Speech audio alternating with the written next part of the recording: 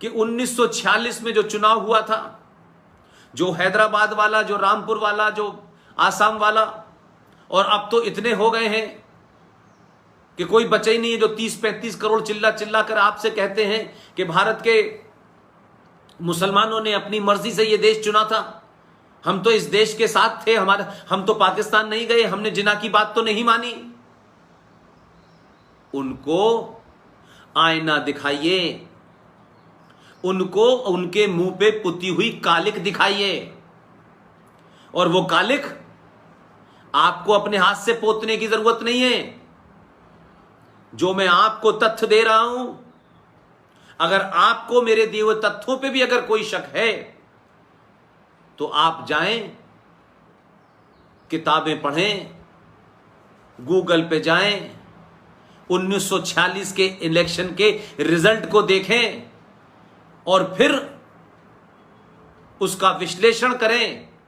और जो मक्कार आपको कहते हैं कि हम 1946 में हमने भारत को चुना, अब हम यहां से नहीं जाएंगे, हम उनको भेज भी नहीं रहे हैं, तुम बेहया हो, तुम झूठे हो और गद्दार हो, और तुम्हारे पूर्वज बहुत बड़े गद्दार थे। मैं बताता हूं, मैं किन तथ्यों पे कह रहा हूं। 1946 में चुनाव हुआ तो उस समय कांग्रेस और मुस्लिम लीग के बीच में चुनाव हुआ। ये 1946 का चुनाव है, याद रखिएगा डेट। और उस वक्त भारत की जो केंद्रीय असेंबली थी, जिसे आज आप लोकसभा कहते हैं, उसकी 102 सीटें थी, जिसमें 30 सीटें मुसलमानों के लिए रिजर्व थी। और इसी तरीके से भारत में जो राज्य असेंबली थी उसमें अलग अलग था, हर एक की अलग अलग गिनती थी। उन सारी राज्य की असेंबलीज की सीट को अगर हम मिला दें तो वो कुल मिलाकर के 1585 थी, यानी 1585 सीटें थी सारे देश के राज्यों की असेंबली की। उन 1585 में से 492 सीटें मुसलमानों के लिए रिजर्व थी। चुनाव हुआ, चुनाव में मुस्लिम लीग का नारा क्या था और कांग्रेस का नारा क्या था? कांग्रेस कह रही थी, ये वो कांग्रेस जिसने सब कुछ चुपचाप देश को बगैर बताए पाकिस्तान बनाने की मांग को स्वीकार कर चुकी थी। बीबीसी के अपने इंटरव्यू में जवाहरलाल नेहरू आज के जमाने में आज के युवा पीढ़ी के सामने एक्सपोज हो गए। चुपचाप कांग्रेस को बताए शिमला गए थे, अपनी कमजोरियों के चलते ब्लैकमेल हुए और वहां साइन भी कराए। 1946 में कांग्रेस क्या झूठ बोल रही थी? कांग्रेस कहती थी हमें चाहिए अखंड भारत, और मुस्लिम लीग ने चुनाव लड़ा और उसका चुनाव का मुद्दा था और स्लोगन था, लड़ लड़ के लेंगे पाकिस्तान, मर मर के लेंगे पाकिस्तान। पाकिस्तान के हक में जो वोट देगा वो हमारा, जो पाकिस्तान के हक में वोट नहीं देगा वो गद्दार, मुसलमान। ये नारा था मुस्लिम लीग का। उस समय उत्तर प्रदेश में जो 66 मुसलमानों की सीटें रिजर्व थी, उसमें से 54 सीटों पे मुस्लिम लीग जीती और बची हुई सीटों पे भी कांग्रेस का मुसलमान जीता। बॉम्बे, गुजरात मिलाकर के 30 सीटें थीं राज्य में, उसमें से 30 की 30 सीटें मुस्लिम लीग ने जीती। और उसमें वो भी सीट थी,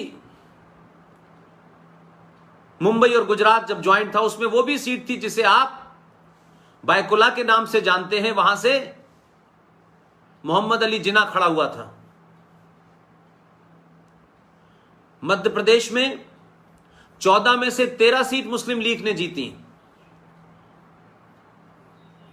महाराष्ट्र में, तमिलनाडु, केरला ये सब आते थे, 28 सीटें थी, 28 की 28 सीटें मुस्लिम लीग ने जीती।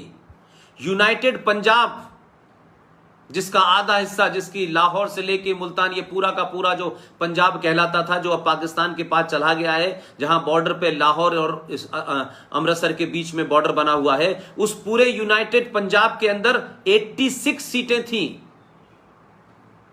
उसमें से 74 सीटें मुस्लिम लीग ने जीती। आसाम में 34 में से 31 जीती, उड़ीसा में से 4 की 4 सीटें जीती। तो उस वक्त का जो मुसलमान था 1946 में, उसने 98% मुसलमानों ने मुस्लिम लीग के इस नारे को वोट दिया कि लड़के लेंगे पाकिस्तान, मर मर के लेंगे पाकिस्तान। 98% मुसलमानों ने इस देश के पाकिस्तान बनाने के हक में वोट दिया। लेकिन कितने शुरूड और मक्कार थे। पाकिस्तान 14 अगस्त 1947 को बन गया।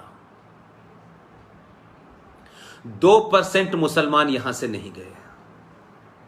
उनका एजेंडा था पाकिस्तान बनवा दो, और पाकिस्तान बना कहां? जहां मुस्लिम लीग थी ही नहीं, जिसे आप नॉर्थ वेस्ट फ्रंटियर पाकिस्तान कहते हैं, जिसे उसका नाम बदल के अब खैबर पख्तूनख्वा कह दिया गया है, जिसकी राजधानी पेशावर है, जहां पेशावर से आपकी फिल्म इंडस्ट्री में पृथ्वीराज कपूर, राज कपूर, ऋषि कपूर, शशि कपूर और वो पूरा कपूर, जिस कपूर खानदान में अब तैमूर पैदा हो रहे हैं, विनोद खन्ना, दिलीप कुमार, ये सब वहां से भाग के यहां आ गए थे। उसका बॉर्डर अफगानिस्तान से लगता है। उस राज्य का नाम है खैबर पख्तूनख्वा। एक राज्य है सिंध और एक राज्य है बलूचिस्तान। इन तीनों राज्यों में मुस्लिम लीग कहीं नहीं थी। इन तीनों राज्यों ने कभी मुस्लिम लीग के पाकिस्तान बनाने का समर्थन ही नहीं किया। यूपी, बिहार और इधर नॉर्थ इंडिया के मुसलमान और ये मक्कार जो है, गोल टोपी लगाता है, छोटे भाई का पजामा, बड़े भाई का पजामा पहन करके, कुर्ता पहन करके जो घूमता है हैदराबाद में, जो 15 मिनट का टाइम मांगता है। एक रामपुर में है जो भारत मां को डाइन कहता है। ये कभी नहीं गए। इनके बाप दादे कितने मक्कार और गद्दार और झूठे थे। और दूसरी मक्कारी देखिए कि वो तो पाकिस्तान बनवा दिया। फौज में जो मुसलमान थे वो फौजी यहां से पाकिस्तान चले गए, और उसके बाद ये मक्कार मुसलमान जिसकी सोच में पाकिस्तान था, जिसने बनाया, इनकी तो सोच पाकिस्तान के साथ उसी दिन चली गई थी। इनका जिस्म यहां रह गया। इन्होंने कहा अब यहां रह करके हम यहां गंगा जमुना तहजीब की बातें करेंगे, भाईचारे की बात करेंगे, मिलजुल के हमने आजादी की लड़ाई लड़ी है। ये मूर्ख बनाया इस देश के हिंदुओं को और हिंदू नेताओं को, और दलाल नेताओं ने, मक्कारों ने हिंदुओं को बार बार यही समझाया। गांधी जी ने कहा नहीं, अगर कोई मुसलमान तुम्हारी गर्दन काटता है तो तुम्हें शांति से अपनी गर्दन कटवा लेनी चाहिए। गांधी जी स्वामी श्रद्धानंद के साथ नहीं खड़े हुए, जिसे अब्दुल रशीद नाम के एक आदमी ने उनकी हत्या कर दी थी। क्योंकि स्वामी श्रद्धानंद जी जो हिंदू मुसलमान बन गए थे, उनको मुसलमान से वापस वो हिंदू में आना चाहते थे, इस कार में लगे थे। उस कार का उस जमाने नाम लिया जाता है शुद्धिकरण। इसलिए अब्दुल रशीद ने जब हत्या कर दी उनकी, तो देश के महान, जिन्हें किसने उन्हें उपाधि दे दी कि वो महात्मा हैं और राष्ट्र के हमारे पिता हैं। भारत सरकार के किसी रिकॉर्ड में आरटीआई से पता चला कि उनको नहीं पता कि किसने उन्हें महात्मा कहा और वो कब भारत के राष्ट्रपिता बने। ये जो पदवी है ये झूठी है। ये नकली गांधियों ने सत्ता पे बैठने के लिए उनको दिया ताकि इस देश के लोग हमें भी गांधी जैसा ही परोपकारी माने, हमें ही गांधी जैसा ईमानदार माने, लेकिन गांधी जी की ईमानदारी पे भी सवाल उठना चाहिए कि 21 लाख लोगों की हत्या का कौन जिम्मेदार है, इस पे मुकदमा चलना चाहिए। अगर गांधी जी की हत्या नाथूराम गॉडसे ने करी थी तो उस पे तो मुकदमा चला, उसने अपना पक्ष रखना, उसने बता दिया कि मैंने हत्या क्यों की थी, ना वो भागा ना कहीं डरा, और उसने उस फांसी की सजा को बिना भागे बिना डरे एक्सेप्ट कर लिया। लेकिन 21 लाख लोग किसके कहने के बाद मारे गए, जो चिल्ला चिल्ला के कह रहे थे कि अगर राष्ट्र बटा, अगर भारत का विभाजन हुआ तो मेरी लाश पे होगा। ये झूठ किसने बोला, कब बोला, क्यों बोला? तो 21 लाख लोगों की हत्याओं का मुकदमा किस पे चलना चाहिए? कम से कम मुकदमा न चले तो जिम्मेदारी तो तय होनी चाहिए। तो जो मुसलमान आपको सुबह शाम कहते हैं, और बहुत सारे लिबरल और हिंदू और बहुत सारी पार्टियां आपको समझाती हैं कि हमने तो ये लड़ाई मिलके लड़ी थी, तो हमने ये लड़ाई मिलके लड़ी थी, लेकिन पाकिस्तान बनाने के लिए और भारत तोड़ने के लिए नहीं लड़ी थी भाई। तो आपने तो आजादी से पहले ही पाकिस्तान बना दिया था, 1940 में रेजोल्यूशन पास कर दिया था लाहौर में 23 मार्च को। तो आपने तो अपने मंसूबे दिखा दिए थे। तो आप लड़ाई भारत की आजादी की लड़ रहे थे या पाकिस्तान बनाने के लिए लड़ रहे थे? और ये जो 1946 का चुनाव हुआ है, इसकी मैंने आपको राजवार सिलसिला बता दिया कि आज बताइए, कोई बताए कि सिंध में मुस्लिम लीग को किसी ने वोट दिया, खैबर पख्तूनख्वा में किसी ने वोट दिया, और ये जो पंजाब जहां के सबसे ज्यादा लोग मारे गए, इसी पंजाब के आधे हिस्से पे कब्जा करके मुस्लिम लीग कहती है